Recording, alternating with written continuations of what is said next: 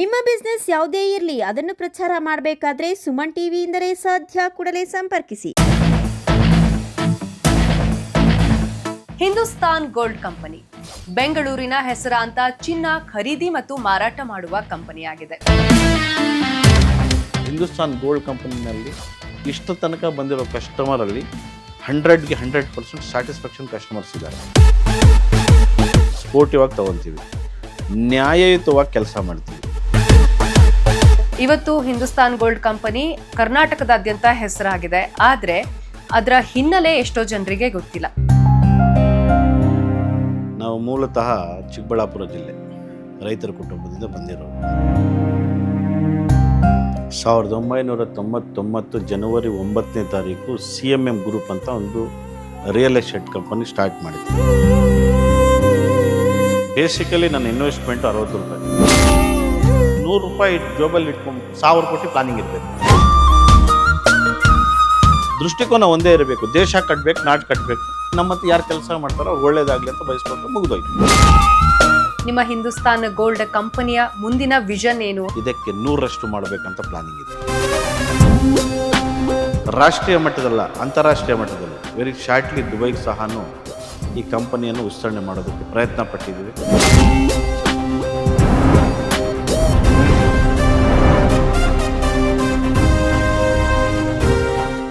Suman TV Kannada ವಿಶೇಷ ಕಾರ್ಯಕ್ರಮಕ್ಕೆ ಸ್ವಾಗತ. ನಾನು ಉಷಾ. ಹಿಂದೂಸ್ತಾನ್ ಗೋಲ್ಡ್ ಕಂಪನಿ ಬೆಂಗಳೂರಿನ ಹೆಸರಾಂತ ಚಿನ್ನ ಖರೀದಿ ಮತ್ತು ಮಾರಾಟ ಮಾಡುವ ಕಂಪನಿಯಾಗಿದೆ. ಇನ್ಸ್ಟಂಟ್ ಕ್ಯಾಶ್ ಚಿನ್ನ ಮಾರಾಟ ಮಾಡೋದಾಗಿರಬಹುದು, ಚಿನ್ನವನ್ನ ಖರೀದಿ ಮಾಡೋದಾಗಿರಬಹುದು, ಈ ಕಂಪನಿಯ ಮುಖಾಂತರ ಜನರಲ್ಲಿ, ಗ್ರಾಹಕರಲ್ಲಿ ಒಂದು ವಿಶ್ವಾಸವನ್ನ ಬೆಳೆಸ್ತಾ ಬರ್ತಾ ಇದೆ. ಹಾಗಾದ್ರೆ ಹಿಂದೂಸ್ತಾನ್ ಗೋಲ್ಡ್ ಕಂಪನಿ ಬೆಳೆದು ಬಂದ ರೀತಿ ಯಾವ ರೀತಿ ಇದೆ? ಹಿಂದೂಸ್ತಾನ್ ಗೋಲ್ಡ್ ಕಂಪನಿ ಹಿನ್ನೆಲೆ ಏನು? ಹಿಂದೂಸ್ತಾನ್ ಗೋಲ್ಡ್ ಕಂಪನಿಯನ್ನ ಶುರು ಮಾಡೋದಕ್ಕೆ ಇರುವಂತಹ ಮೋಟಿವೇಶನ್ ಏನು? ಈ ಎಲ್ಲದರ ಕುರಿತಾಗಿ ಮಾತಾಡೋದಕ್ಕೋಸ್ಕರ ನಮ್ಮ ಜೊತೆಗೆ ಹಿಂದೂಸ್ತಾನ್ ಗೋಲ್ಡ್ ಕಂಪನಿಯ ಫೌಂಡರ್ ಅಂಡ್ ಚೇರ್ಮನ್ ಆಗಿರುವಂತಹ ಡಾಕ್ಟರ್ CK ಮೌಲಾ ಶರೀಫ್ ಅವರಿದ್ದಾರೆ. ಸರ್, ಕಾರ್ಯಕ್ರಮಕ್ಕೆ ಸ್ವಾಗತ. ನಮಸ್ಕಾರ ಸರ್. ಇವತ್ತು ಹಿಂದೂಸ್ತಾನ್ ಗೋಲ್ಡ್ ಕಂಪನಿ ಕರ್ನಾಟಕದಾದ್ಯಂತ ಹೆಸರಾಗಿದೆ, ಆದರೆ ಅದರ ಹಿನ್ನೆಲೆ ಎಷ್ಟೋ ಜನರಿಗೆ ಗೊತ್ತಿಲ್ಲ. ಸೊ ಮೊದಲನೇದಾಗಿ ನಿಮ್ಮ ಹಿನ್ನೆಲೆಯ ಜೊತೆಗೆ ಈ ಹಿಂದೂಸ್ತಾನ್ ಗೋಲ್ಡ್ ಕಂಪನಿ ಹಿನ್ನೆಲೆ ಏನು, ಹೇಗೆ ಬೆಳೆದು ಬಂತು? 1999 ಜನವರಿ 9ನೇ ತಾರೀಕು CMM ಗ್ರೂಪ್ ಅಂತ ಒಂದು ರಿಯಲ್ ಎಸ್ಟೇಟ್ ಕಂಪನಿ ಸ್ಟಾರ್ಟ್ ಮಾಡಿದ್ವಿ. ನಾವು ಮೂಲತಃ ಚಿಕ್ಕಬಳ್ಳಾಪುರ ಜಿಲ್ಲೆ ರೈತರ ಕುಟುಂಬದಿಂದ ಬಂದಿರೋದು. ಅಲ್ಲಿ ವಿದ್ಯಾಭ್ಯಾಸ ಆದಮೇಲೆ ಏನಾದರೂ ಮಾಡಬೇಕಂತ ಬೆಂಗಳೂರಿಗೆ ಬಂದುಬಿಟ್ಟು CMM ಗ್ರೂಪ್ ಅಂತ ಮಾಡಿದ್ವಿ. CMM ಗ್ರೂಪ್ ಮಾಡಿದಾಗ ನಾನು, ನಮ್ಮ ಬ್ರದರು, ಅಲ್ಲಿ ಫ್ರಂಟಲ್ಲಿ ಕೂತಿರ್ತಾರಲ್ಲ ಶಾಂತ ಮೇಡಮ್ ಅವರು, ನಮ್ಮ ಸೈಯದ್, ಮುಜೀಬ್ ಅಂತ 4-5 ಜನ ಇದ್ವಿ. ಬೆಳೀತಾ ರಿಯಲ್ ಎಸ್ಟೇಟ್ ಜೊತೆಗೆ ಗೋಲ್ಡ್ ಕಂಪನಿ ಸಹನು CMM Hindustan gold company private limited ಅಂತ ಕಂಪನಿ ಮಾಡಿದ್ವಿ. ನನ್ನ ಮೂಲ ಉದ್ದೇಶ ಎಜುಕೇಷನ್ ಆದಮೇಲೆ ಏನಾದರೂ ಸರ್ಕಾರಿ ನೌಕರಿಗೆ ಸೇರಿಕೊಂಡ್ರೆ ನಾನು ಮಾತ್ರ ಜೀವನ ಮಾಡ್ತಾಯಿದ್ದೆ.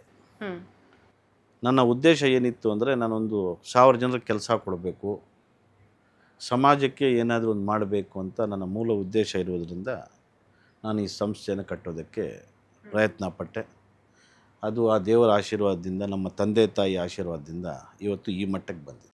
ನಿಜ ಸರ್, ನೀವು ಹೇಳಿದಾಗೆ ನಿಮ್ಮ ತಂದೆ ತಾಯಿ ಆಶೀರ್ವಾದದಿಂದ ಈ ಒಂದು ಮಟ್ಟಕ್ಕೆ ಬಂದು ನಿಂತಿದ್ದೀರಾ ಅಂದರೆ ಒಂದು ಎಂಪೈರನ್ನು ನೀವು ನಿಲ್ಲಿಸಿದ್ದೀರಾ ಅಂತಲೇ ಅರ್ಥ. ಸೊ ಇದರ ಹಿಂದೆ ಸಾಕಷ್ಟು ಶ್ರಮ ಇರುತ್ತೆ, ಸಿಕ್ಕಾಪಟ್ಟೆ ಚಾಲೆಂಜಸ್ಗಳನ್ನು ನೀವು ನೋಡಿರ್ತೀರಾ. ಸೊ ಅದ್ರ ಬಗ್ಗೆ ಹೇಳೋದಾದರೆ? ಸಕ್ಸಸ್ ಪೀಪಲ್ ಎಲ್ಲರ ಹೇಳೋದೇನೆಂದರೆ, ನಾನು ಬಹಳ ಕಷ್ಟಪಟ್ಟೆ, ರಾತ್ರಿ ನಿದ್ದೆ ಇಲ್ದಂಗೆ ಹಿಂಗೆ ಮಾಡಿದೆ 24/7 ಕೆಲಸ ಮಾಡಿದೆ ಅಂತ ಹೇಳ್ತಾರೆ. ನಾನು ಅದಕ್ಕೆ ಭಿನ್ನವಾಗಿ ಏನು ಹೇಳ್ತೀನಿ ಅಂದರೆ, ಸೃಷ್ಟಿಕರ್ತ ಬ್ರಹ್ಮದೇವ ಅಲ್ಲ ಯಾರೇ ಇದ್ರೂ ನಮಗೇನು ಬರೆದಿರ್ತಾನೋ ಅದೇ ಇರುತ್ತೆ. ಅದನ್ನು ನಾನು ನಂಬ್ತೀನಿ. ಯಾಕಂದರೆ ಮೂಲತಃ ನಾನು ಬಹಳ ಇಷ್ಟಪಡುವುದರಲ್ಲಿ ಬಸವಣ್ಣನವರು ಒಬ್ಬರು, ಸಿದ್ಧಗಂಗಾ ಮಠ. ಸೊ ಅದೃಷ್ಟವನ್ನು ಯಾರೂ ಏನು ಚೇಂಜ್ ಮಾಡೋದಕ್ಕಾಗಲ್ಲ. ನಾನು ಅದಕ್ಕೆ ನಂಬಿರೋರು ನಾನು. ಸೊ ಅದಕ್ಕೆ ಇವತ್ತು ಈ ಮಟ್ಟಕ್ಕೆ ಬರ್ತೀನಂತ ನನಗೆ ಆಗಲೇ ಗೊತ್ತಿತ್ತು. ನಾನು ಈಗ ಹೇಳ್ತಾ ಇಲ್ಲ, ನನ್ನ ಗೋಲ್ ಏನಿದೆ ಅದು ರೀಚ್ ಆಗೇ ಆಗ್ತೀನಿ ಅಂತ ನನಗೂ ಒಂದು ಫಿಕ್ಸ್ ಇತ್ತು ಮೈಂಡಲ್ಲಿ.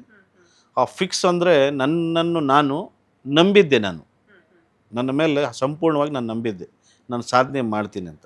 ಅದರ ಜೊತೆಗೆ ನಮ್ಮ ಬ್ರದರ್ ಆಗ್ಬೋದು, ನಮ್ಮ ಸೈಯದು, ಅದರ ಜೊತೆ ನಿಮ್ಮೆಲ್ಲರ ಪ್ರೀತಿ, ನಮ್ಮ ತಂದೆ ತಾಯಿ ಆಶೀರ್ವಾದದಿಂದ ಇವತ್ತು ಸುಮಾರು ಜನರಿಗೆ ಇವತ್ತು Hindustan gold company, CMM group company ಸುಮಾರು ಒಂದು 8ರಿಂದ 9,000 ಸೈಡ್ಗಳನ್ನು ಕೊಟ್ಟೆ ನಾವು.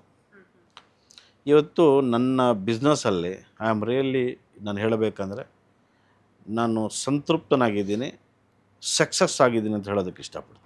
Very good sir. ಸರ್, ನಿಮ್ಮ ಈ ಒಂದು ಕಂಪನಿ ಶುರುವಾಗುವಂಥ ಸಂದರ್ಭದಲ್ಲಿ ನೀವು ಮತ್ತು ನಿಮ್ಮ ಬ್ರದರ್ ಇದ್ರಿ. ಹಾಗೆ ಯಾರೆಲ್ಲ ಕೈ ಜೋಡಿಸಿದ್ರು? ಎಷ್ಟು ಸಿಬ್ಬಂದಿಯಿಂದ ಶುರುವಾಯಿತು ಕಂಪನಿ? ಈಗ ಎಷ್ಟು ಜನರು ಇದ್ದಾರೆ ಈ ಒಂದು ಕಂಪ್ನಿನಲ್ಲಿ? ಬೇಸಿಕಲಿ ನನ್ನ ಇನ್ವೆಸ್ಟ್ಮೆಂಟು ₹60. ₹100 ನಮ್ಮ ತಾಯಿ ಕೊಟ್ಟಿದ್ದರು. ₹40 ಒಂದು ಪಿಕ್ಚರ್ ನೋಡ್ಕೊಂಡು ಬಂದೆ ಬೆಂಗಳೂರಿಗೆ. ₹60 ಇತ್ತು. ₹1,00,000 ಸಂಪಾದನೆ ಮಾಡಬೇಕು ಅಂತ ಬಂದಿದ್ದು ನಾನು. ಯಾಕಂದರೆ ನಾನು ಎಜುಕೇಷನಲ್ಲಿ ಬಹಳ ಹಿಂದೆ. SSLC 3 ಸಲ ಫೇಲ್ ನಾನು. ಓಕೆ, ಬಹುಶಃ SSLC ಎಕ್ಸಾಮಲ್ಲಿ ಯಾವುದಾದ್ರೂ ಸಾಂಗ್ ಬರೆದಿದ್ರೆ ಅದು ನಾನೇನೇನು. ನನಗಿಷ್ಟ ಇರಲಿಲ್ಲ, ಇರೋದು ಹೇಳ್ತಾ ಇದ್ದೀನಿ. ಬಂದ ಮೇಲೆ ಎಲ್ಲ ಎಜುಕೇಷನ್ ಆದಮೇಲೆ ಎಲ್ಲರೂ TCH, ಪೊಲೀಸ್ ಉದ್ಯೋಗ ಎಲ್ಲ ಸೇರಿಕೊಂಡ್ರು. ನಾನು SSLC ಫೇಲ್ ಆದಮೇಲೆ ನನಗೆ ಬಹಳ ತೊಂದರೆಗಳು ಬಂತು ಅಲ್ಲಿ. ಯಾಕಂದರೆ ನಾನು ಏನೇನು ಕೆಲಸ ಇಲ್ದಂಗೆ ಇದ್ದೆ. ಏನಾದರೂ ಒಂದು ಸಾಧನೆ ಮಾಡಬೇಕಂದ್ರೆ ಅಲ್ಲಿ ಎಜುಕೇಷನ್ ಇಲ್ಲ. ಆ ಟೈಮಲ್ಲಿ ನಮ್ಮ ತಾಯಿ ಆಶೀರ್ವಾದ, ಇವತ್ತು ಎಲ್ರಿಗೂ ತಾಯಂದಿರು ಇರ್ತಾರೆ. ನನ್ನನ್ನು ಹೆತ್ತ ಆ ತಾಯಿಗೆ ಎಲ್ರಿಗಿಂತ ಜಾಸ್ತಿ ನಮ್ಮ ತಾಯಿ ಅಂತ ನಾನು ನಂಬ್ತೀನಿ. ನಮ್ಮ ತಂದೆ ತಾಯಿ ಆಶೀರ್ವಾದನೇ, ಬಟ್ ನಮ್ಮ ತಾಯಿ ಯಾವತ್ತು ನನಗೋಸ್ಕರ ಪಟ್ಟಿರುವ ಕಷ್ಟ ಯಾವ ತಾಯಿಂದರೂ ಪಡೋದಕ್ಕೆ ಸಾಧ್ಯನೇ ಇಲ್ಲ. ಅವರ ಆಶೀರ್ವಾದನೇನೋ ಇವತ್ತು ಇಷ್ಟು ಜನರಿಗೆ ಕೆಲಸ ಕೊಟ್ಟಿದ್ದೀವಿ. ಮುಂಬರುವ ದಿನಗಳಲ್ಲಿ ಸಹ ಇದನ್ನು ರಾಷ್ಟ್ರೀಯ ಮಟ್ಟದಲ್ಲ, ಅಂತಾರಾಷ್ಟ್ರೀಯ ಮಟ್ಟದಲ್ಲಿ ವೆರಿ ಶಾರ್ಟ್ಲಿ ದುಬೈಗೆ ಸಹ ಈ ಕಂಪನಿಯನ್ನು ವಿಸ್ತರಣೆ ಮಾಡೋದಕ್ಕೆ ಪ್ರಯತ್ನ ಪಟ್ಟಿದ್ದೀವಿ. ಅದಕ್ಕೆ ನಿಮ್ಮೆಲ್ಲರ ಸಹಕಾರ ಇರಲಿ ಅಂತ ನಾನು ಬಯಸ್ತೀನಿ. ಖಂಡಿತ ಇರುತ್ತೆ ಸರ್. ಸೊ ಶುರುವಿನಲ್ಲಿ ಆದಂತಹ ತೊಂದರೆಗಳಾಗಿರ್ಬೋದು, ಈ ಥರದ್ದು ಏನಾದರೂ ಎಕ್ಸ್ಪೀರಿಯನ್ಸ್ ಆಗಿರೋದಿದೆಯಾ? ಯಾಕಂದರೆ ಒಬ್ಬರು ಒಂದು ಬಿಸ್ನೆಸ್ ಸ್ಟಾರ್ಟ್ ಮಾಡ್ತಾರೆ ಮಾರ್ಕೆಟಲ್ಲಿ ಅಂತಂದಾಗ ಅದಕ್ಕೆ ಅಡೆತಡೆಗಳು ಜಾಸ್ತಿನೇ ಬರ್ತಾ ಇರುತ್ತೆ. ಅಂಥದ್ದು ಯಾವುದಾದ್ರೂ ನೀವು ಫೇಸ್ ಮಾಡಿರೋದಿದೆಯಾ? ಬೇಕಾದಷ್ಟು ನೋಡಿ, ಬಿಸ್ನೆಸ್ ಅಂದಮೇಲೆ ರಿಸ್ಕ್ ಇಲ್ಲದೆ ಇರೋ ಬಿಸ್ನೆಸ್ ಯಾವುದೂ ಇಲ್ಲ. ಭಿಕ್ಷೆ ಬೇಡೋನಿಗೂ ಸಹ ರಿಸ್ಕೇ. ಇವತ್ತು ಪಕ್ಕದ ಬೀದಿನಲ್ಲಿ ಜಾಸ್ತಿ ಆಗ್ತಾಯಿದ್ರೆ ಇಲ್ಲಿ ಆಗ್ತಾ ಇಲ್ಲ ಅಂತ ಒಂದು ರಿಸ್ಕು. ರಿಸ್ಕ್ ಅನ್ನೋದು ಪ್ರತಿಯೊಬ್ಬರಿಗೂ ಇದ್ದೇ ಇರುತ್ತೆ. ರಿಸ್ಕ್ ತಗೊಂಡ್ರೆ ಮಾತ್ರ ಸಕ್ಸಸ್ಸು. ಟಿಲ್ ಟುಡೇವರೆಗೂ ಈ ಮಟ್ಟಕ್ಕೆ ಬಂದ್ರೂ ಈಗಲೂ ರಿಸ್ಕ್ ಇದ್ದೇ ಇರುತ್ತೆ. ರಿಯಲ್ ಎಸ್ಟೇಟ್ ಇರಬಹುದು. ಇವತ್ತು ಅಂತಾರಾಷ್ಟ್ರೀಯ ಮಟ್ಟದಲ್ಲಿ ಇವತ್ತು ಭಾರತ ದೇಶದಲ್ಲಿ ಬ್ಯಾಂಗ್ಳೂರಲ್ಲಿ ಒಂದು ಅಂತಾರಾಷ್ಟ್ರೀಯ ಮಟ್ಟದಲ್ಲಿ ಒಳ್ಳೆ ಮಾರುಕಟ್ಟೆ ಜಮೀನಿಗಿದೆ ಇಲ್ಲಿ. ಅದರಲ್ಲಿ ಲಿಟಿಗೇಷನ್ ಇದ್ದೇ ಇರುತ್ತೆ, ಅದೂ ರಿಸ್ಕೇ. ಗೋಲ್ಡೂ ಅಷ್ಟೇ. ನಾನು ಎಲ್ರಿಗೂ ಹೇಳ್ತಾ ಇದ್ದೆ 1 ಕೋಟಿ ಗೋಲ್ಡ್ ಆಗುತ್ತೆ ಅಂತ. ಓಕೆ, ಈಗ 1,30,00,000 ಹೋಗಿತ್ತು. ಎಲ್ಲರೂ ನಗೋದು, ಏನು ರೀ ಇವನು ಹೇಳ್ತಾನೆ 1 ಕೋಟಿ ಹೋಗುತ್ತೆ, 45 ಲಕ್ಷ ರೂಪಾಯಿ ಇತ್ತು ಅವಾಗ. ನಾನು ಗೋಲ್ಡ್ ಪರ್ಚೇಸ್ ಮಾಡಿದಾಗ ನಾನು 2003ನಲ್ಲಿ ₹360 ಗ್ರಾಮು. ನಾನು 101 ಮದುವೆ ಮಾಡಿಸಿದ್ವಿ, ನಂದೇ ತಾಳಿ. ನಾನು ನನ್ನ ತಮ್ಮನೇ ಹೋಗ್ಬಿಟ್ಟು ಕೊಟ್ಟಿದ್ದು ಬೆಳ್ಳೂರಲ್ಲಿ.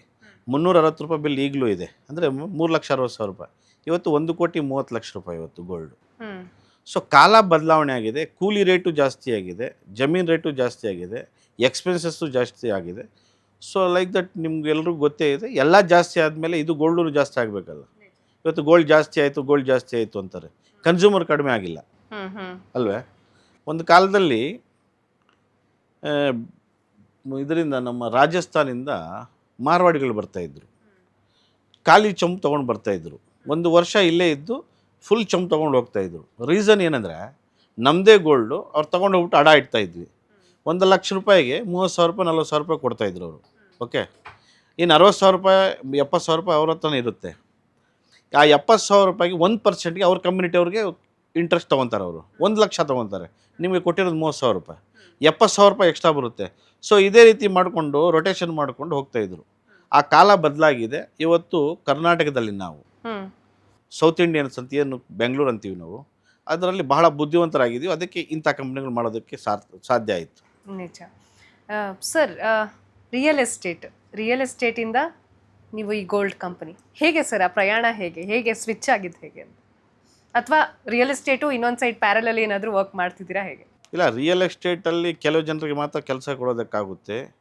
ಗೋಲ್ಡ್ ಬ್ರಾಂಚಸ್ ಮಾಡಿದ್ರೆ, ಗೋಲ್ಡ್ ಕಂಪನಿ ಮಾಡಿದ್ರೆ ಇನ್ನೂ 100 ಜನರು ಕೆಲಸ ನಮ್ಮ ಮೂಲತಃ ಉದ್ದೇಶ ಒಂದೇ, ನಾವು ಬದುಕೋದಲ್ಲ, ನಮ್ಮ ಜೊತೆಯಲ್ಲಿ ಇನ್ನೂ ಒಂದು 100 ಜನ 200 ಜನ 1000 ಜನ ಬದುಕಬೇಕಂತ ನಮ್ಮ ಮೂಲ ಉದ್ದೇಶ. ಈಗಿನಿಂದಲ್ಲ, ಮೊದಲಿಂದನೂ ನಮ್ಮ ತಂದೆ ತಾಯಿ ಕಲಿಸಿರೋದೇ ಅದು. ನಮ್ಮ ತಂದೆ ಯಾವತ್ತೂ ಒಬ್ಬರು ಊಟ ಮಾಡಿರೋ ಉದಾಹರಣೆನೇ ಇಲ್ಲ. ಈಗಲೂ ವಿಚಾರಿಸ್ಕೋಬೋದು. ರಾತ್ರಿ 9 ಗಂಟೆ ಆದರೂ 10 ಗಂಟೆಗಾದರೂ ಯಾರ್ದಾದ್ರು ಕರ್ಕೊಂಡು ಬಂದೇ ಬರ್ತಾರೆ. ನಮ್ಮ ತಾಯಿ ಜಗಳ ತೆಗಿತಾರೆ, ಯಾರ್ಯಾರು ಕರ್ಕೊಂಡು ಬಂದರೆ ಇಷ್ಟೊತ್ತಿಗೆ ಊಟ ಇಷ್ಟೊತ್ತಿಗೆ ಮಾಡೋದಂತ ಕೇಳ್ತಾರೆ. ಅವ್ರು ತಿನ್ನೋದು ಹಾಕಿದ್ರು. ಅವ್ರು ಇಟ್ಟಿರೋ ಊಟದ ಫಲ ನಮ್ಮ ತಾಯಿಯ ಆಶೀರ್ವಾದದಿಂದ ಇವತ್ತು ಇಷ್ಟು ಜನರಿಗೆ ಊಟ ಸಿಗ್ತಾ ಇದೆ. ಇವತ್ತು ನಾವು ಯಾರೂ ಹಿಂದೂಸ್ತಾನ್ ಗೋಲ್ಡ್ ಕಂಪನಿನಲ್ಲಿ ನೀವೇ ವಿಚಾರಿಸ್ಕೊಳ್ಳಿ, ಒಬ್ಬರು ನಾವು ಹಿಂದೂಸ್ತಾನ್ ಗೋಲ್ಡ್ ಕಂಪನಿನಲ್ಲಿ ನಾನು ಕೆಲಸಕ್ಕಿದ್ದೀನಿ ಅಂತ ಹೇಳಲ್ಲ. ನಾವು ಕಂಪನಿನಲ್ಲಿ we are also one of the member ಅಂತಾನೆ ಹೇಳ್ತಾರೆ. ಆ ರೀತಿ ನಾವು ನಡ್ಕೊತೀವಿ. ನಮ್ಮ ಹತ್ರ ನಾನು ಸ್ಟಾರ್ಟ್ ಮಾಡಿದಾಗ 3,000 ರೂಪಾಯಿಂದ ಸ್ಯಾಲ್ರಿ ಅವರು ಇವತ್ತು 40,000 ರೂಪಾಯಿ ಸ್ಯಾಲ್ರಿ ಆದ್ರೂ ಅದೇ ಪ್ಲೇಸಲ್ಲೇ ಇರ್ತಾರೆ. Very nice sir. ಯಾಕಂದ್ರೆ ಒಬ್ಬ ಗುರು ಅಥವಾ ಒಂದು ಲೀಡರ್ ಅಂತ ಏನು ಹೇಳ್ತೀವಿ, ಲೀಡರ್ ಆಗಬೇಕು ಅಂದರೆ ಅವ್ರ ಹಿಂದೆ ನಿಂತಿರುವಂಥ ಜನರು ತುಂಬ ಇಂಪಾರ್ಟೆಂಟ್ ಆಗುತ್ತೆ. ಇವತ್ತು ನೀವು ಈ ಸ್ಥಾನದಲ್ಲಿ ನಿಂತಿದ್ದೀರಾ ಅಂತಂದ್ರೆ ನಿಮ್ಮ ಹಿಂದೆ ಇರುವಂತಹ ಜನರೇ ಅದಕ್ಕೆ ಕಾರಣ ಅಂತಾನೆ. ನಮ್ಮ ಹಿಂದೆ ಏನಿಲ್ಲ, ಅವರು ನಮ್ಮ ಜೊತೆ ಇದ್ದಾರೆ. ಅವರಿಲ್ಲ ಅಂದ್ರೆ ನಾನಿಲ್ಲ. ಎಲ್ಲದಕ್ಕೂ ನಾವು ಮಾಡೋದಕ್ಕಾಗಲ್ಲ. ನಿಜ. ಇವತ್ತು ಏನೇ ಹಣಕಾಸಿನ ವ್ಯವಹಾರ ಇರ್ಬೋದು, ಜಮೀನು ವ್ಯವಹಾರ ಇರ್ಬೋದು, ರಿಜಿಸ್ಟ್ರೇಷನ್ ವ್ಯವಹಾರ ಇರ್ಬೋದು, ಅದ್ರ ಜೊತೆ ನಮ್ಮದು ಮ್ಯಾಕ್ಸಿಮಮ್ 1 ರೂಪಾಯಿ ಸಂಪಾದನೆ ಮಾಡಿದ್ರೆ 50ರಿಂದ 60 ಪೈಸೆ ಬಂದುಬಿಟ್ಟು ಸೋಷಿಯಲ್ ಸರ್ವಿಸ್ಗೆ ಹೋಗುತ್ತೆ. ಎಲ್ರಿಗೂ ಗೊತ್ತೇ ಇದೆ. ಓಕೆ, ಮೊನ್ನೆ ಇದು ಇಶ್ಯೂ ಆಯಿತು, ಎಂಥದ್ದು ಪುಲ್ವಾಮಾ ಇಶ್ಯೂ ಆಯಿತು. ಅವ್ರಿಗೆ ಎಲ್ಲಿ ಸೈಡ್ ಕೊಡಬೇಕು ಅಂತ ಡಿಸೈಡ್ ಮಾಡಿದ್ವಿ. ಇಷ್ಟು ತನಕ ಯಾರಿಗೆ ಹೇಳಿಲ್ಲ, ಎಲ್ಲೋ ಕೊಟ್ವಿ. ಅದಾದಮೇಲೆ 112ನೇ ವರ್ಷಕ್ಕೆ ಇದಾಯ್ತಲ್ಲ, ಎಲ್ಲಿ ಉತ್ತರ ಪ್ರದೇಶಲ್ಲಿ ಮಹಾಪ್ರಯಾಗ್, ಅದರಲ್ಲಿ ನಮ್ಮ ಫೌಂಡೇಶನ್ ಕಡೆಯಿಂದ ಸುಮಾರು 20,000 ಜನರಿಗೆ ಊಟದ ವ್ಯವಸ್ಥೆ ಇತ್ತು. ಎಲ್ಲ ಚಾನಲಲ್ಲಿ ಬಂತು. ಆಮೇಲೆ ಉತ್ತರಕಾಶಿ ಫ್ಲಡ್ ಬಂದಾಗ ಬ್ಲ್ಯಾಕ್ ಕಮಾಂಡ್ನಾಗಿಟ್ಟು 4 ಹೆಲಿಕಾಪ್ಟ್ರಲ್ಲಿ ಊಟ ಹಾಕ್ಸಿದ್ದು ಡಾಕ್ಟರ್ ಸಿ ಕೆ ಮೌಲಾಶರೀಫ್ ಫೌಂಡೇಶನ್. ನಾವೇ ಸಂಪಾದನೆ ಮಾಡಿಬಿಟ್ಟು ನಾವೇ ಇಟ್ಕೋಬೇಕು ಅಂತ ಏನು ಆಸೆ ನಮಗೇನಿಲ್ಲ. 100 ರೂಪಾಯಿ ಬಂದಿದ್ದರೆ ಅದರಲ್ಲಿ ಒಂದು 60 ರೂಪಾಯಿ ಕೊಟ್ಬಿಟ್ರೆ ನಾಳೆ 200 ರೂಪಾಯಿ ಬರುತ್ತೆ. ಬಂದಿದೆ. ಅದಕ್ಕೆ ಸ್ಪಷ್ಟವಾದ ಉದಾಹರಣೆ ಯಾರು ಬೇಕಾಗಿಲ್ಲ, ನನಗೆ ಗೊತ್ತು, ಅದಕ್ಕೆ ಮಾಡ್ತಾಯಿದ್ದೆ. ಅದಕ್ಕೆ ಸಮಾಜ ಸೇವೆ ಅಂತ ಏನು ಹೇಳ್ತೀರಿ, ಏನು ಕರಿತೀರಿ ನೀವು, ಅದು ಸಮಾಜ ಸೇವೆ ಅಲ್ಲ, ಅದು that is our responsibility. Sir, ಇದ್ರ ಜೊತೆಗೆ ಎಲ್ಲ ಒಂದು ಸರ್ವಧರ್ಮವನ್ನೂ ಒಂದೇ ರೀತಿಯಲ್ಲಿ ನೋಡುವಂಥದ್ದು ಹೇಗೆ ಸರ್ ಬಂದಿದ್ದು ಅಂತ? ಧರ್ಮ ಅನ್ನೋದು ಅವನ ಕರ್ಮ. ಧರ್ಮ ಅನ್ನೋದು ಯಾರಿಗೂ ಊಟ ಇಲ್ವೋ, ಯಾರ ಹತ್ರ ಊಟ ಇರುತ್ತೋ ಅವ್ನಿಗೆ ಕೊಟ್ಟರೆ ಅದೇ ಅವನ ಧರ್ಮ. ದಾನ ಧರ್ಮವಿಲ್ಲದ ಅವನ ಧರ್ಮನೇ ವೇಸ್ಟು. ಈಗ ಮಸೀದಿ ಒಳಗಡೆ ಹೋಗ್ಬಿಟ್ಟು ಮುಸ್ಲಿಂ ಸಮುದಾಯದವರು ಏನಂತ ಕೇಳ್ತಾರೆ, ನನಗೆ ಒಳ್ಳೇದಾಗಲಿ ಅಂತ ಕೇಳ್ತಾರೆ. ಈಗ ನೀವೆಲ್ಲ ಏನು ಮಾಡ್ತೀರಿ, ದೇವಸ್ಥಾನಕ್ಕೆ ಹೋಗ್ಬಿಟ್ಟು ತೆಂಗಿನಕಾಯಿ ಹೊಡಿತೀರಿ, ಅದು ನಾವೇ ತಿಂತೀವಿ. ಓಕೆ, ಏನು ಕೇಳ್ಕೊತೀನಿ, ನಮಗೆ ಒಳ್ಳೇದಾಗಬೇಕು ಅಂತಾರೆ. ನಾನೇನು ಕೇಳ್ಕೊತೀನಿ, ಎಲ್ರಿಗೂ ಒಳ್ಳೇದಾಗಲಿ, ಅದರಲ್ಲಿ ನಾವು ಇರಲಿ ಅಂತ ನಾವು ಕೇಳ್ಕೊತೀವಿ. ಅದಕ್ಕೆ ನಮಗೆ ಒಂದೇ ಕಾಣಿಸುತ್ತೆ, ಎಲ್ಲ ಧರ್ಮ ಒಂದೇ ರೀತಿ. ಒಳ್ಳೆಯವರು ಯಾರು, ಕೆಟ್ಟವ್ರು ಎರಡೇ ಇರೋದು. ಒಂದು ಹೆಣ್ಣು, ಒಂದು ಗಂಡು. ಒಂದು ಒಳ್ಳೆಯವರು, ಒಂದು ಕೆಟ್ಟವರು. ಒಳ್ಳೆಯವರು ಯಾರು ಅಂದರೆ 4 ಜೊತೆ ಬಟ್ಟೆ ಇದ್ದರೆ 2 ಜೊತೆ ದಾನ ಧರ್ಮ ಮಾಡೋನು ಒಳ್ಳೆಯವನು. ಭವಿತಿ ಭಿಕ್ಷಾಂದಿ ಅಂತ ಬಂದಾಗ ನಿನ್ನ ಹತ್ರ 2 ಚಪಾತಿ ಇದ್ದರೆ 1 ಚಪಾತಿ ಕೊಟ್ಟರೆ ನೀವೇ ದೇವರು. ರಾಮ ಇವತ್ತು ದೇವರು ಅನ್ಸ್ಕೊಂಡ್ಬಿಟ್ರು. ಕರೆಕ್ಟಾ? ರಾಮನಿಗೆ ಅಯೋಧ್ಯ ನಗರದಲ್ಲಿ ಇವತ್ತು ದೊಡ್ಡ ಮಟ್ಟದಲ್ಲಿ ನಮ್ಮ ನರೇಂದ್ರ ಮೋದಿಜಿಯವರು ದೇವಸ್ಥಾನ ಕಟ್ಟಿಸಿದ್ದಾರೆ, ನಾನು ಒಪ್ಕೊತೀನಿ. ದಶರಥ ಮಹಾರಾಜನಿಗೆ ಯಾಕೆ ಕಟ್ಟಿಸ್ಲಿಲ್ಲ ಅಂದರೆ, ದಶರಥ ಮಹಾರಾಜ ಒಬ್ಬ ರಾಜನಾಗಿ ಮಾತ್ರ ಸತ್ತ. 3 ಜನ ಹೆಂಡತಿಯರು, ಕೌಶಲ್ಯ, ಸುಮಿತ್ರಾ, ಕೈಕೆ. ಓಕೆ, ರಾಮ ಸೀತೆಗೋಸ್ಕರ ಬದುಕಲಿಲ್ಲ, ರಾಜ್ಯಕ್ಕೋಸ್ಕರ ಬದುಕಲಿಲ್ಲ, ಸಮಾಜಕ್ಕೋಸ್ಕರ ಬದುಕ. ಅದಕ್ಕೆ ದೇವರು ಅಂತ ಕರಿತೀವಿ. ಇದರದ್ದು ಅಯೋಧ್ಯ ನಗರದಲ್ಲಿ ಸಹ ಈ ರಾಮನ ಇದು ಮಾಡುವಾಗ 51 ಲಕ್ಷ ರೂಪಾಯಿ ಕೊಟ್ಟಿದ್ದು ಡಾಕ್ಟರ್ ಸಿ ಕೆ ಮೌಲಾಶರೀಫ್ ಫೌಂಡೇಶನ್. ನಾನು ಕೊಟ್ಟಿಲ್ಲ, ರಾಮನ ಕೊಡುವಷ್ಟು ದೊಡ್ಡವನು ನಾನಲ್ಲ. ಕಲ್ಲು ಮಣ್ಣಿನ ರೂಪದಲ್ಲಿ ನಾವೇನು ಮಾಡಬೇಕು, ಯಾಕಂದರೆ ರಾಮ ಮಂದಿರಕ್ಕೆ ಹೋದಾಗ ಎಲ್ಲರೂ ಬೇಡ್ಕೊಳ್ಳೋದೊಂದು, ಎಲ್ರಿಗೂ ಒಳ್ಳೇದಾಗಲಿ ಅಂತ. ಅದ್ರಲ್ಲಿ ನಾವು ಇರ್ತೀವಿ ತಾನೆ. ನೋಡುವ ದೃಷ್ಟಿಕೋನ ಬದಲಾದರೆ ಮಾತ್ರ ದೇಶದಲ್ಲಿ ಪ್ರಾಬ್ಲಮ್ ಇದೆ. ದೃಷ್ಟಿಕೋನ ಒಂದೇ ಇರಬೇಕು. ದೇಶ ಕಟ್ಟಬೇಕು, ನಾಡು ಕಟ್ಟಬೇಕು, ನಮ್ಮ ಜನವನ್ನು ಅಂದರೆ ನಮ್ಮ ಹತ್ರ ಯಾರು ಕೆಲಸ ಮಾಡ್ತಾರೋ ಅವ್ರು ಒಳ್ಳೇದಾಗಲಿ ಅಂತ ಬಯಸ್ಕೊಟ್ರೆ ಮುಗಿದೋಯ್ತು. ನನ್ನ ನೋಡುವ ದೃಷ್ಟಿಕೋನ ಹಂಗಿರುತ್ತೆ.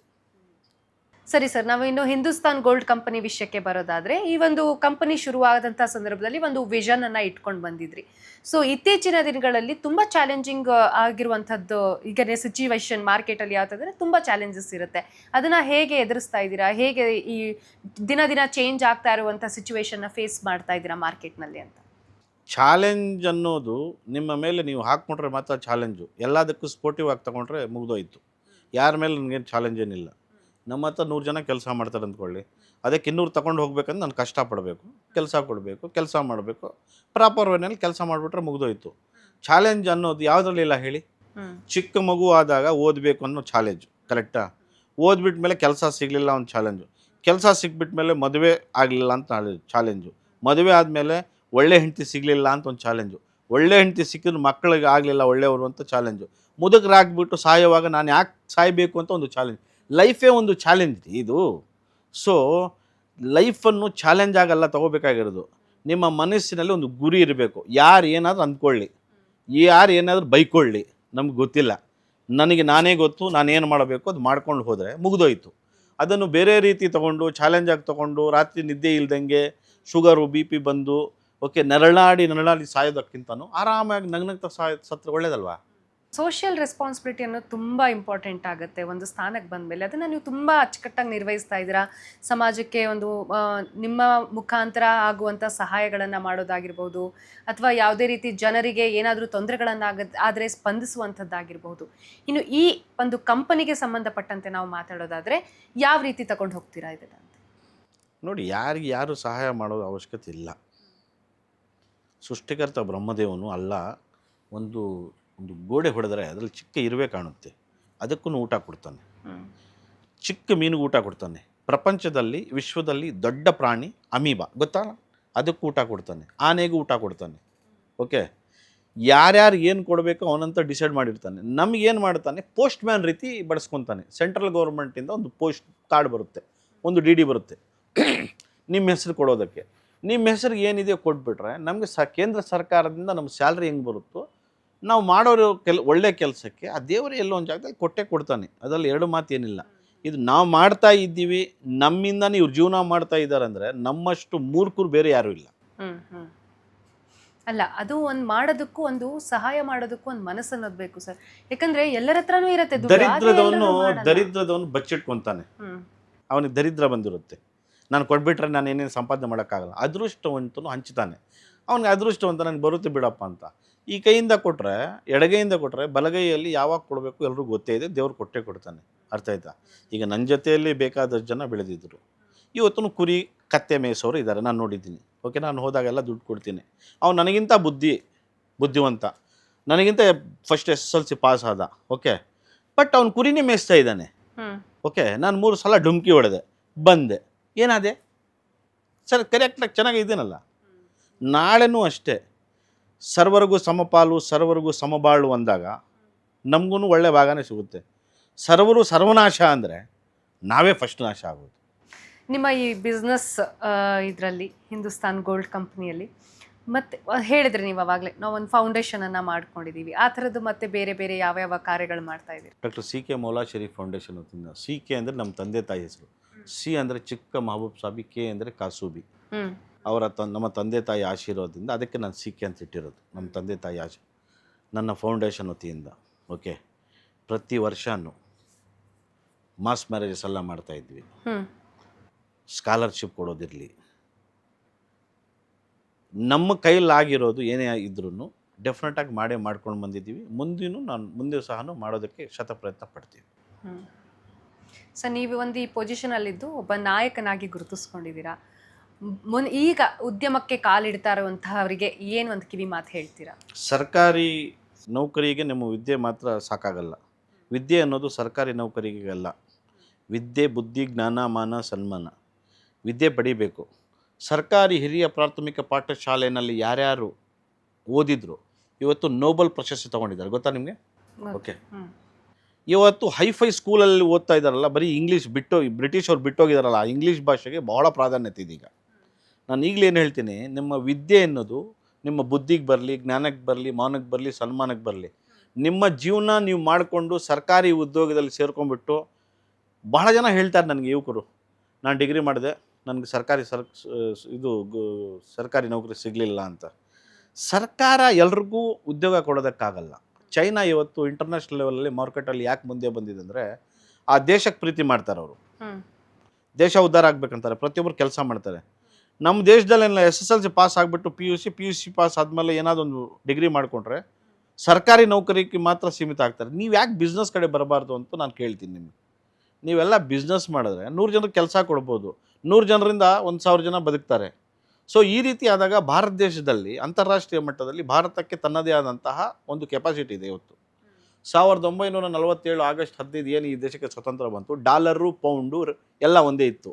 ಇವತ್ತು ಡಾಲರ್ 89 ರೂಪಾಯಿ 90 ರೂಪಾಯಿಗೆ ಹೋಯಿತು, ನಮ್ಮ ರುಪೀಸ್ ಅಲ್ಲೇ ಇದೆ. ಪೌಂಡ್ ಎಲ್ಲೋ ಹೋಯಿತು, ನಮ್ಮ ರುಪೀಸ್ ಅಲ್ಲೇ ಇದೆ. ಆದರೂ ನಾವು 79ನೇ ವರ್ಷದ ಸ್ವತಂತ್ರ ದಿನಾಚರಣೆಗೆ ಸ್ವೀಟ್ ತಿಂತೀವಿ, ಫ್ಲ್ಯಾಗ್ ಹಾರಿಸ್ತೀವಿ, ಜನಗಣಮನ ಹಾಡಿಬಿಟ್ಟು ಬೆಳಗ್ಗೆ ಎದ್ದುಬಿಟ್ಟು ಬೆಳಗ್ಗೆ ಮಲಗಿಬಿಡ್ತೀವಿ. ಸ್ವತಂತ್ರ ಬಂದಿದೆ ಅಂದರೆ ನಿಮ್ಮಿಂದ ಬರಬೇಕು, ಯುವಕರಿಂದ. ನೀವೆಲ್ಲ ಬಿಸ್ನೆಸ್ ಕಡೆ ಬರಬೇಕು, ಅಂತಾರಾಷ್ಟ್ರೀಯ ಮಟ್ಟದಲ್ಲಿ ಯೋಚನೆ ಮಾಡಬೇಕು. ನಾನು SSLC ಫೇಲ್ಡ್ ಆಗಿದ್ರೂ ಓಕೆ, ಅಂತಾರಾಷ್ಟ್ರೀಯ ಮಟ್ಟದಲ್ಲಿ ಯೋಚನೆ ಮಾಡ್ತಾ ಇದ್ದೀನಿ ನಾನು. ಸೀನಿಯರ್ ಜಾರ್ಜ್ W ಬುಷ್ ಏನು ಮಾಡ್ತಾ ಇರ್ಬೋದು. ನಮ್ಮ ಯೋಚನೆ ಮಾಡೋದಕ್ಕೆ ಏನು ಫೀಸ್ ಏನಿಲ್ಲ, ಸೀಮಿತವಾಗಿರಬಾರ್ದು. ಏನೋ ಸೀಮಿತ ಅನ್ನೋದಿರಬಾರ್ದು. 100 ರೂಪಾಯಿ ಜೋಬಲ್ಲಿ ಇಟ್ಕೊಂಡ್ಬಿಟ್ಟು 1000 ಕೋಟಿ ಪ್ಲಾನಿಂಗ್ ಇರಬೇಕು. ಅರ್ಥ ಆಯ್ತಾ? ಈ 100 ರೂಪಾಯಿ 1000 ಕೋಟಿ ತೊಗೊಂಡು ಹೋಗುತ್ತೆ. ನಿಮ್ಮ ಹತ್ರ 1000 ಕೋಟಿ ಇಟ್ಕೊಂಡು 100 ರೂಪಾಯಿ ಯೋಚನೆ ಮಾಡಿದ್ರೆ ಭಿಕ್ಷೆ ಬಿಡ್ತೀರಾ. ಯುವಕರಲ್ಲಿ ನಾನು ಇವತ್ತು ಮನವಿ ಮಾಡ್ತೀನಿ, ನಿಮ್ಮ ಯೋಚನೆ ಯಾವತ್ತಿದ್ರೂ ದೊಡ್ಡ ಮಟ್ಟದಲ್ಲಿರಬೇಕು. ನಿಮ್ಮ ಅಚೀವ್ಮೆಂಟ್ ಏನಿರಬೇಕಂದ್ರೆ, ಕನಸು ಕಾಣ್ತಿರಲ್ಲ, ದೇವರು ಸುಮ್ಮನೆ ಕೊಡೋಲ್ಲ ಕನಸು ನನಸಾಗಬೇಕಂದ್ರೆ ನಿಮ್ಮ ಕನಸು ಕಾಣಲೇಬೇಕು, ಅದನ್ನು ನನಸು ಮಾಡಿಬಿಟ್ಟೇ ಸಾಯಬೇಕು. ಹಂಗೆ ಸತ್ತರೆ ಮಶಾಣದಲ್ಲಿ ವೇಸ್ಟ್. ಕನಸನ್ನ ನನಸು ಮಾಡಬೇಕು ಅನ್ನೋ ಮಾತನ್ನ ಹೇಳಿದ್ರಿ. ಇದಕ್ಕೆ ಸೂಕ್ತವಾದಂಥ ಒಂದು ಪ್ರಶ್ನೆಯನ್ನ ಕೇಳೋದಾದ್ರೆ, ಈಗ ನಿಮ್ಮ ಹಿಂದೂಸ್ತಾನ್ ಗೋಲ್ಡ್ ಕಂಪನಿಯ ಮುಂದಿನ ವಿಷನ್ ಏನು, ಹಾಗೆ ಯಾವ ದೃಷ್ಟಿಕೋನದಲ್ಲಿ ತೆಗೆದುಕೊಂಡು ಹೋಗಬೇಕು ಅಂತ ಹೇಳಿ ಬಯಸ್ತಾ ಇದ್ದೀರಾ? ಇವತ್ತು ದೇವರ ಆಶೀರ್ವಾದದಿಂದ ನಿಮ್ಮೆಲ್ಲರ ಪ್ರೀತಿ ಈ ಮಟ್ಟಕ್ಕೆ ಏನು ಬಂದಿದ್ದೀವಿ, ಇನ್ನು 5 ವರ್ಷದಲ್ಲಿ ನಮ್ಮ ತಂದೆ ತಾಯಿ ಆಶೀರ್ವಾದದಿಂದ ಇದಕ್ಕೆ 100ರಷ್ಟು ಮಾಡಬೇಕಂತ ಪ್ಲಾನಿಂಗ್ ಇದೆ. ಮಾಡ್ತೀವಿ. ಅದಕ್ಕೆ ಜನರ ಬೆಂಬಲನೂ ಇದೆ, ಜನರ ಆಶೀರ್ವಾದ ಇದೆ. ಸರ್, ನೀವು ಒಂದು ಸಮಾಜದಲ್ಲಿ ಹೆಸರಾಂತ ಉದ್ಯಮಿಯಾಗಿ ಗುರುತಿಸ್ಕೊಂಡಿದ್ದೀರಾ. ಹಿಂದೆ ತಿರುಗಿ ನೋಡೋದಾದ್ರೆ ಯಾವ ಒಂದು ವಿಷಯವನ್ನ ನೆನಪು ಮಾಡ್ಕೊಳ್ತೀರಾ? ಹಾಗೆ ನಿಮ್ಮ ಜೀವನದ ಅನುಭವವನ್ನ ಏನು ಹೇಳಕ್ಕೆ ಇಷ್ಟಪಡ್ತೀರಾ? ನೋಡಿ, ನಾನು ಹಿಂದೆಗೆ ನೋಡಿದ್ರೆ ನಾನು ಪಟ್ಟಿರುವ ಕಷ್ಟ ನನಗೆ ಗೊತ್ತದು. ಸಕ್ಸಸ್ ಪೀಪಲ್ ಎಲ್ಲ ನಾನು ಹಂಗೆ ಮಾಡಿದೆ, ಆ ಕೆಲಸ ಮಾಡಿದೆ, ಈ ಕೆಲಸ ಮಾಡಿದೆ, ರಾತ್ರಿ ನಿದ್ದೆ ಇರಲಿಲ್ಲ ಎಲ್ಲ ಹೇಳ್ಕೊತಾರೆ. ನಾನು ಅದೆಲ್ಲ ಹೇಳೋದಕ್ಕೆ ಹೋಗಲ್ಲ. ಅದು ಪಟ್ಟಿದ್ದಕ್ಕೆ ನಾನು ಇಲ್ಲಿಗೆ ಬಂದಿದ್ದಕ್ಕೆ ಸಾರ್ಥಕ ಆಯಿತು ಅಂದ್ಕೊತೀನಿ. ಪಟ್ಟಿರೋ ಕಷ್ಟ ನಾನು ಯಾವಾಗ ತಿಳ್ಕೊಬೇಕಂದ್ರೆ, ನಾನು ಸಕ್ಸಸ್ಸಲ್ಲಿದ್ದಾಗ 1 ಕೋಟಿ ರೂಪಾಯಿ ನನ್ನ ಹತ್ರ ಇದ್ದಾಗ 100 ರೂಪಾಯಿ ನನ್ನ ಹತ್ರ ಇಲ್ಲದೇ ಇರೋ ಟೈಮಲ್ಲಿ ನಾನು ಯೋಚನೆ ಮಾಡ್ಕೊತೀನಿ. 100 ರೂಪಾಯಿ ಇಲ್ಲದೇ ಇರೋ ಟೈಮಲ್ಲಿ ಕಪಾಲಿ ಥಿಯೇಟ್ರ್ ಮುಂದುಗಡೆ ಬಂದುಬಿಟ್ಟು ಇಡ್ಲಿ ತಿಂದಿದ್ದಿನ, ಓಕೆ, 5 ರೂಪಾಯಿ ಕೊಟ್ಬಿಟ್ಟು ಆ ಚಾಪೆ ಹಾಕ್ಕೊಂಬಿಟ್ಟು ಬೆಡ್ಡು ಮಲಗ್ತಾ ಇದ್ದಿದ್ದಿನ, ಇದೆಲ್ಲ ನಾನು ಯೋಚನೆ ಮಾಡ್ಕೊತೀನಿ ಈಗಲೂ. ಓಕೆ, ಹೊಟ್ಟೆ ತುಂಬ ಊಟ ಮಾಡಿರಲಿಲ್ಲ ಕೆಲವು ಸಲ. ಅದೆಲ್ಲ ಯೋಚನೆ ಮಾಡಿಕೊಂಡ್ರೆ ಈ 1 ಕೋಟಿಗೆ 100 ಕೋಟಿ ಹೆಂಗೆ ಬೇಕು ಮಾಡ್ಬೋದು. 1 ಕೋಟಿ ಇದೆ ಅಂತ ಹೋಗ್ಬಿಟ್ಟು MG ರೋಡ್ ಹೋಗ್ಬಿಟ್ಟು ಬಂದರೆ ಖತಮ್ ಆಗ್ಬಿಡುತ್ತೆ. ಅಂದ್ರೆ ಉಳಿಸಿ ಬೆಳೆಸೋದ್ರ ಕಡೆ ನಿಮ್ಮ ಗಮನ. ಉಳಿಸೋದಂದ್ರೆ ಎಲ್ಲಾನು ನೀವೇ ಬಚ್ಚಿಟ್ಕೊಂಡ್ಬಿಟ್ಟು ನೀವೇ ಉಳಿಸ್ಕೊಂಬಿಡಿ ಅಂತಲ್ಲ. 1 ಕೋಟಿ ಸಂಪಾದನೆ ಮಾಡಿದ್ರೆ 40-50 ಲಕ್ಷ ರೂಪಾಯಿ 60 ಲಕ್ಷ ರೂಪಾಯಿ ದಾನ ಧರ್ಮ ಮಾಡಿ ದೇವ್ರು ಅವ್ರಿಗೆ ಒಳ್ಳೇದು ಮಾಡಿದ್ರೆ ನಿಮ್ಗೆ ಅವ್ರ ಆಶೀರ್ವಾದದಿಂದನೇ ಏನು ನಿಮ್ಗೆ ಕೊಡ್ತಾ ಇರೋದು ಅಲ್ವಾ? ಬಡಬಗ್ಗರಿಗೋಸ್ಕರ. ಈಗ ಕೃತಕ ಯುಗದಲ್ಲಿ ಮನುಷ್ಯ ಹುಟ್ಟಿದ, ದ್ವಾಪರ ಯುಗದಲ್ಲಿ ದೇವರುಗಳು ಹುಟ್ಟಿದ್ರು, ತೇತ್ರ ಯುಗದಲ್ಲಿ ಮೇಲಕ್ಕೆ ಹೋದರು. ಯಾಕೆ ಹೋದರು ಅಂದರೆ, ಕೆಲವರಿಗೆ ಕೊಟ್ಟು ಕೆಲವ್ರಿಗೆ ಕೊಳ್ಳಿಲ್ಲ ಅಂತ ದೇವ್ರಿಗೆ ಬಿಡ್ತಾರೆ, ಜನ ಬಾರಿಸ್ಬಿಡ್ತಾರೆ. ಅದಕ್ಕೆ ಇವರೆಲ್ಲ ಒಂದಾಗ್ಬಿಟ್ಟು ಮೇಲೆ ಹೊಟ್ಟೋದ್ರು. ಹೋಗಿ ಏನು ಮಾಡೋದು ಅಂದರೆ, ನಿಮ್ಮಂಥವ್ರ ಕೈಗೆ ಕೊಟ್ಟು, ಓಕೆ ನೋಡಪ್ಪ ತೊಗೊಂಡೋಗ್ಬಿಟ್ಟು ಇಂಥವ್ರಿಗೆ ಕೊಡು ಅಂತ ಹೇಳ್ತಾರೆ. ಅದೇ ನೀವು ದಾನ ಧರ್ಮ ಮಾಡೋದು. ಇದು ತಿಳ್ಕೊಬೇಕು ನಾವು ಮಾಡಿದ್ದೀವಿ ಅಂದರೆ you are not a success. ಅದಾಗಲ್ಲ. ಅದು ದೇವ್ರು ಕೊಟ್ಟಿದ್ದಾನೆ, ಅದು ಮಾಡ್ತಾ ಇದ್ದೀವಿ ಅಂದರೆ ಮುಗ್ದೋಯ್ತದು. ನಂಗೆ ಭಾಳ ಜನ ಕೇಳ್ತಾರೆ, ನನ್ನ ಹತ್ರ ಗೌಡ ಅಂತ ಒಬ್ರು ಬರ್ತಾರೆ, ಏನೋ ನೀನು ಕೊಡ್ತಾನೆ ಇರ್ತೀಯಲ್ಲ ಅಂತ. ನಮ್ಮ ಅಪ್ಪಂದು ಏನು ಕೊಡ್ತಾ ಇಲ್ಲಪ್ಪ, ನಾನು ದೇವ್ರು ಕೊಟ್ಟಾನೆ, ಅವ್ರು ಕೊಡೋಕೆ ಹೇಳಿದಾನೆ, ಕೊಡ್ತಾ ಇದ್ದೀನಿ, ಮುಗಿಸ್ಕೊಂಡು ಹೋಗ್ತಾ ಇದ್ದೀನಿ ಅಷ್ಟೇ. ಈಗ 100 ವರ್ಷನ ಈಗ ಮನುಷ್ಯನಿಗೆ, ಈಗ 50 ವರ್ಷ ಆದಮೇಲೆ ಬೋನಸ್ಸು, 50 ಆದಮೇಲೆ, ಕರೆಕ್ಟ್ ತಾನೆ? ಅದರಲ್ಲಿ 50ನಲ್ಲಿ ಎಷ್ಟು ವರ್ಷ ಬದುಕ್ತೀವಿ ಬೆಂಗಳೂರಲ್ಲಿ? 15ರಿಂದ 20 ವರ್ಷ ಓದಲ್ಲಿ ಮುಗಿತೀವಿ. ಅದಾದ ಮೇಲೆ ಟ್ರಾಫಿಕಲ್ಲಿ ಒಂದು 10 ವರ್ಷ ಹೋಗುತ್ತೆ. ಇನ್ನು 10-12 ವರ್ಷ ನಿದ್ದೆನಲ್ಲಿ ಹೋಗುತ್ತೆ. ನಿಮ್ಮ ಜೀವನ ನಿಮ್ಮ ಜೀವಿಸೋದು ಎಷ್ಟು ದಿನ ಗೊತ್ತಾ ನಿಮಗೆ? ಹಾರ್ಡ್ಲಿ 5 ವರ್ಷ ರೀ. 50 ವರ್ಷ ಬದುಕಿರೋನು 25 ವರ್ಷ ಅದರಲ್ಲಿ ನಿದ್ದೆನಲ್ಲಿ ಹೋಗುತ್ತಾ? ಈ ಟ್ರಾಫಿಕಲ್ಲಿ 5-6 ವರ್ಷ ಹೊರಟೋಗುತ್ತೆ. ನೋಡಿದ್ರಲ್ಲ, ಬೆಂಗಳೂರಿಂದ ಇಲ್ಲಿಗೆ ಬರಬೇಕಂದ್ರೆ 2 ಗಂಟೆ ಆಗುತ್ತೆ. ಅದು ನಿಮ್ಮ ಲೈಫಲ್ಲಿ ಅದು ವೇಸ್ಟ್ ಆಗ್ತಾ ಇರೋದು. ಸೊ ಇಷ್ಟು ಶಾರ್ಟ್ ಲೈಫ್ಗೆ ಚಾಲೆಂಜ್ಗಳು ತೊಗೊಂಡ್ಬಿಟ್ಟು ಅವ್ರ ಮೇಲೆ ಇದು ಮಾಡಿಕೊಂಡು ಯಾಕೆ ಬೇಕಿದೆಲ್ಲ ಅಲ್ವೇ? ಎಲ್ಲರೂ ಚೆನ್ನಾಗಿರಲಿ ಬಿಡಿ. ಈಗ ನನಗೂ ನೀವು ಕೇಳಿರಿ ಕಾಂಪಿಟೇಷನ್ ಬಗ್ಗೆ ಅಂತ, ನಾನು ಕ್ಲಿಯರ್ ಹೇಳ್ತೀನಿ. ಅವ್ರ ಬಿಸ್ನೆಸ್ ಅವ್ರದ್ದು, ನಮ್ಮ ಬಿಸ್ನೆಸ್ ನಮಗೆ. ಅವರು ನನಗೆ ಸಿಕ್ಕಿದಾಗ ಭಾಳ ಎಲ್ಲರೂ ಫೋನ್ ಮಾಡ್ತಾರೆ ನಮ್ಮ ಬಿಸ್ನೆಸ್ ಅವರು, ಏನು ಸರ್ ಚೆನ್ನಾಗಿದೆ ಅಂತ, ಚೆನ್ನಾಗಿದೆ, ಹೆಂಗೆ ನಡೀತಾ ಇದೆ ಬಿಸ್ನೆಸ್ ಅಂತ. ಪರವಾಗಿಲ್ಲ, ಇನ್ನೂ ಸ್ವಲ್ಪ ಚೆನ್ನಾಗಿ ಮಾಡು ಅಂತೀನಿ ನಾನು. ಅಲ್ಲ, ಅವ್ರು ಚೆನ್ನಾಗಿದ್ದಾರೆ ತಾನು ನಾವು ನೋಡೋಕ್ಕಾಗೋದು ಅಲ್ವಾ? ಕಾಂಪಿಟೇಷನ್ ತೊಗೊಂಡು ಅವ್ರಿಗೆ ಆಗಬಾರ್ದು ಅಂದರೆ ನಿಲ್ಸೋಕ್ಕೆ ನನ್ನ ಕೈಯಲ್ಲಿ ಇದೆಯಾ, ತಾಕತ್ತಿದೆಯಾ ನಿಮಗೆ? ಅವ್ನ ಬಿಸ್ನೆಸ್ ಅವ್ನಿಗೆ ಆಗುತ್ತೆ, ನಮ್ಮ ಬಿಸ್ನೆಸ್ ನಮ್ಗೆ ಆಗಿರುತ್ತೆ. ಸೊ ಹಿಂದೂಸ್ತಾನಲ್ಲೇ ಅಷ್ಟೇ, ನಮ್ಮ ಹಿಂದೂಸ್ತಾನ ಎಲ್ಲ ಬಿಸ್ನೆಸ್ಸಲ್ಲಿ ಒಂದೇ ಹೇಳೋದು, ಸ್ಪೋರ್ಟಿವ್ ಆಗಿ ತೊಗೊತೀವಿ, ನ್ಯಾಯಯುತವಾಗಿ ಕೆಲಸ ಮಾಡ್ತೀವಿ. ನಮ್ಮ ಹಿಂದೂಸ್ತಾನ್ ಗೋಲ್ಡ್ ಕಂಪನಿನಲ್ಲಿ ಮೋರ್ ದೆನ್ ಇಷ್ಟು ತನಕ ಬಂದಿರೋ ಕಸ್ಟಮರಲ್ಲಿ 100ಗೆ 100% ಸ್ಯಾಟಿಸ್ಫ್ಯಾಕ್ಷನ್ ಕಸ್ಟಮರ್ಸ್ ಇದ್ದಾರೆ. ಓಕೆ, ಅನ್ಸ್ಯಾಟಿಸ್ಫ್ಯಾಕ್ಷನ್ ಕಸ್ಟಮರ್ ಯಾರೂ ಹೋಗಿಲ್ಲ, ಹೋಗೋದಕ್ಕೆ ಬಿಡೋದು ಇಲ್ಲ ಅಂತ ಅಡ್ಮಿನಿಸ್ಟ್ರೇಷನಲ್ಲಿ ಫುಲ್ ಸ್ಟ್ರಾಂಗ್ ಅಡ್ಮಿನಿಸ್ಟ್ರೇಷನ್. ಓಕೆ, ಇನ್ನು ಅದಾದಮೇಲೆ ಬಿಸ್ನೆಸ್ಸಲ್ಲಿ ಪೊಲೀಸ್ದು ಅದೂ ಬರುತ್ತೆ. ಇಷ್ಟರ ತನಕ ನಮ್ಮ ಬಿಸ್ನೆಸ್ಸಲ್ಲಿ ಪೊಲೀಸ್ ಅನ್ನೋ ಪದಕ್ಕೆ ಎಂಟ್ರಿನೂ ಇಲ್ಲ, ಎಕ್ಸಿಟೂ ಇಲ್ಲ. ಇಲ್ಲಿ ನಾವು ಮಾಡೋದೇ ಇಲ್ಲ. ಅದು ಕ್ಲೀನ್ ಬಿಸ್ನೆಸ್, ನೋಡೋದಕ್ಕೆ ಕರ್ಗಿರ್ಬೋದು, ಬಟ್ ಬೆಳ್ಳಗಿರೋ ಬಿಸ್ನೆಸ್.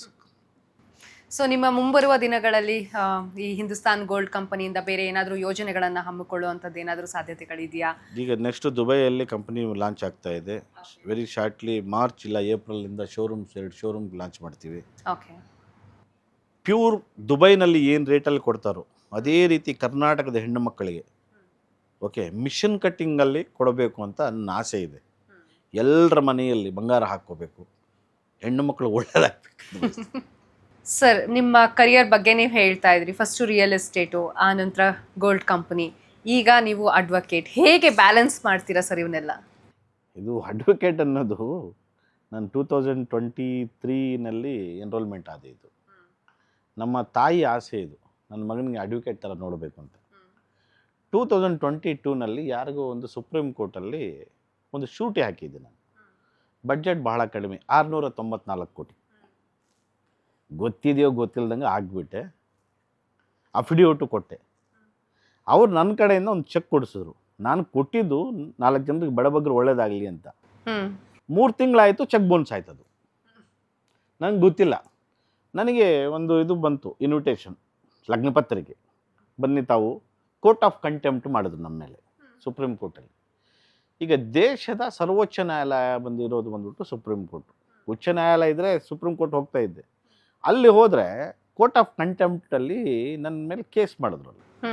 ನ್ಯಾಯಾಂಗ ನಿಂದನೆ ಅಂತಾರೆ ಅದಕ್ಕೆ. ಹೋದಾಗೆಲ್ಲನೂ ನಾನು ಡೆಲ್ಲಿಗೆ ಹೋದರೆ, ಅಲ್ಲಿ ಸುಪ್ರೀಂ ಕೋರ್ಟ್ಗೆ ಹೋದರೆ ಪಾಸ್ ತಗೋಬೇಕು. ಇಲ್ಲಿನ ಥರ ಯಾರಂದರೆ ಅಲ್ಲಿ ನುಗ್ಗೋಕ್ಕಾಗಲ್ಲ. ಅಲ್ಲಿ ಪರ್ಮಿಷನ್ ತೊಗೊಂಡು ಹೋಗಬೇಕು, ಆಧಾರ್ ಕಾರ್ಡ್ ಕೊಡಬೇಕು, ಪಾಸ್ ಕೊಡ್ತಾರೆ. ಯಾವ ಕೋರ್ಟಲ್ಲಿ ಕೇಸ್ ಇರುತ್ತೋ ಆ ಕೋರ್ಟ್ಗೆ ಹೋಗಬೇಕು, ಬೇರೆ ಕೋರ್ಟ್ಗೆ ಹೋಗೋಂಗಿಲ್ಲ. ಸುಪ್ರೀಂ ಕೋರ್ಟ್ ಅಲ್ಲ, ಎಲ್ಲ ದೇಶದ ಎಲ್ಲ ಸ್ಟೇಟವ್ರು ಬರ್ತಾರೆ. ನಾನು ಹೋದಾಗೆಲ್ಲ ಭಾಳ ಹಿಂಸೆ. ಅದು ಬೆಳಗ್ಗೆ 6 ಗಂಟೆಗೆ ಫ್ಲೈಟ್ ಹೋಗೋದು, 9:40ಗೆ ಇಳಿತಾ ಇದ್ದೆ. ಅಲ್ಲಿಂದ ಸೀದಾ ಕೋರ್ಟ್ ಹತ್ರ ಹೋಗೋದು. ಪಾಸ್ ತೊಗೋಬೇಕಂದ್ರೆ ನನ್ನ ಪ್ಯಾನ್ ಕಾರ್ಡ್, ಆಧಾರ್ ಕಾರ್ಡ್ ತೋರಿಸ್ಬೇಕು. ಈ ಪೊಲೀಸವರು ಈ ಕಳ್ಳರಿಗೆ ಹಿಡಿದ್ರೆ ಸ್ಲೇಟ್ ಕೊಡ್ತಾರಲ್ಲ, ಆ ರೀತಿ ನನಗೆ ಕಾರ್ಡಿಂಗ್ ತೋರಿಸ್ಕೊಂಡು ಫೋಟೋ ತೆಗಿತಾರೆ ಅವರು. ನನಗೆ ಅದು ಒಂಥರ ಹಿಂಸೆ. ನಾನು ಮಾಡದೇ ಇರೋ ತಪ್ಪಿಗೆ ಕಂಟೆಂಪ್ಟ್ ಆಫ್ ಕೋರ್ಟ್ ಆಯಿತು. ಪಾಸ್ ತೊಗೊಂಡು ಹೋಗ್ಬೇಕು. 35-36ರಲ್ಲಿ ನನ್ನ ನಂಬರ್ ಬರುತ್ತೆ. 30ಕ್ಕೆ ಜಡ್ಜ್ ಹೇಳ್ತಾರೆ, ಎಗೇನ್ 3 ದಿನಕ್ಕೆ ಹಾಕ್ಬಿಡ್ತಾರೆ. ಅಲ್ಲಿ ನನಗೆ ಒಬ್ಬ ಫ್ರೆಂಡ್ ಆದ, ಹಿಮಾಂಶು ಅಂತ. ಏನು ಇದು ಮಹಾರಾಜ್, ನಾನೇನು ತಪ್ಪೇ ಮಾಡಿಲ್ಲ, ಸುಮ್ಮನೆ ಕೋರ್ಟ್ ಆಫ್ ಕಂಟೆಂಪ್ಟ್ ಮಾಡಿದ್ದಾರೆ. ಇದಕ್ಕೆ ಏನು ಮಾಡಬೇಕು, ಈ ಪಾಸ್ದು ಭಾಳ ಹಿಂಸೆ ಆಗಿಬಿಟ್ಟಿದೆ, ಡೈಲಿ ಕ್ಯೂನಲ್ಲಿ ನಿಂತ್ಕೋಬೇಕು ಅಂತ. ಅಡ್ವೊಕೇಟ್ ಹೋಗಾತು, ಕುಚ್ ಬಿ ಪಾಸ್ ಗೀಸ್ ನೀ ಹೇ ಅಂತ ಹೇಳ್ದ.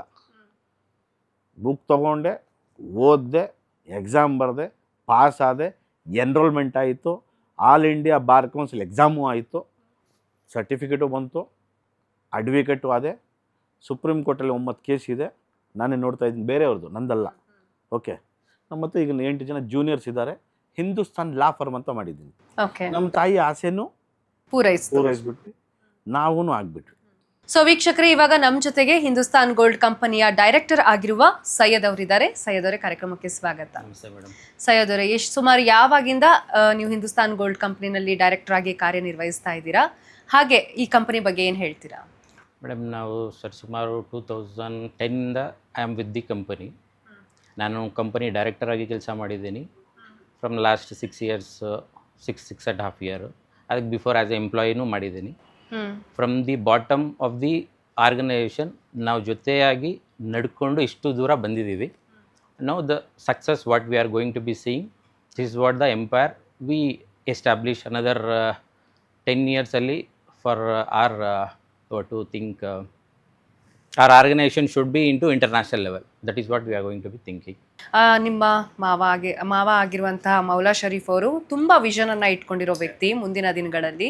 ಸೊ ಅವರ ಒಂದು ಮುಂದಿನ ಕಾರ್ಯಗಳಾಗಿರ್ಬೋದು ಅದಕ್ಕೆಲ್ಲ ಯಾವ ರೀತಿ ನೀವು ಜೊತೆ ನಿಲ್ತೀರಾ ಅಂತ? ಮೇಡಮ್, ನಮಗೆ ಒಂದು ಜವಾಬ್ದಾರಿ ಅನ್ನೋದು ಕೊಟ್ಟವರೆ, the organisation what is given, ಅದಕ್ಕೆ ಏನು ತೊಗೊಂಡು ಹೋಗಬೇಕು ಅಂತ we are going to be planning.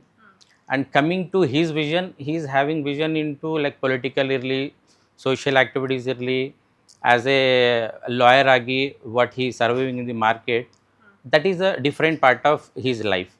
For that we are there in the back, but as a front face he is the visionary person. Okay, thank you so much Syed ಅವರೇ. Thank you.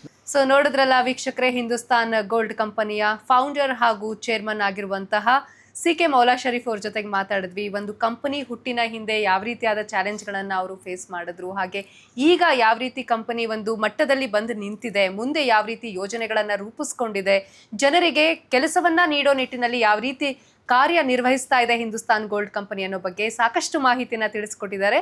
ನಮಸ್ಕಾರ.